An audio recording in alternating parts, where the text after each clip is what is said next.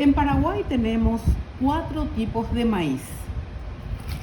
El abatí tupí putá. Abatí es maíz en guaraní. Abatí tupí putá, que es un maíz muy duro y que se utiliza para alimento de los animales.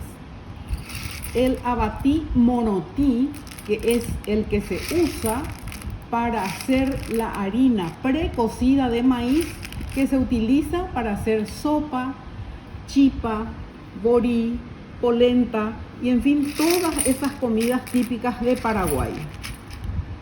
Este es el conocido en muchas partes del mundo como que tienen otros nombres. Aquí le llamamos nosotros abatí pororó. Abatí pororó. Abatí maíz pororó por el sonido que emite al explotar las palomitas de maíz. O sea, maíz para palomitas de maíz. Este es el locrillo que se obtiene del abatí tupí, que es un tipo de maíz que se utiliza solamente para esta finalidad, para hacer el famoso locro con distintos tipos de carne. Con el abatí monotí podemos obtener la harina de maíz precocida, que se obtiene hirviendo durante 5 minutos aproximadamente. Luego se cuela, se extiende sobre un paño limpio, se deja enfriar y secar.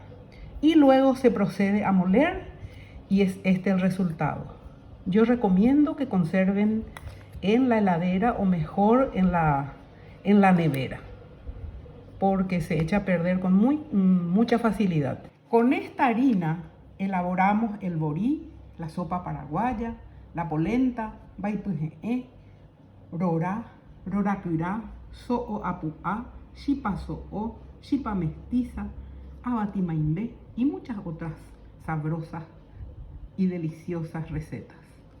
Quiero mostrarles que además de darnos el locro y el locrillo, el maíz tupí también nos da la posibilidad de hacer un postre delicioso. En guaraní, caguiyú.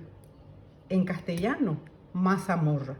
Es un postre refrescante y delicioso. Y podés consumirlo con azúcar, con leche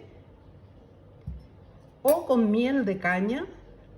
Nosotros llamamos en Paraguay miel negra. Espero que disfrutes.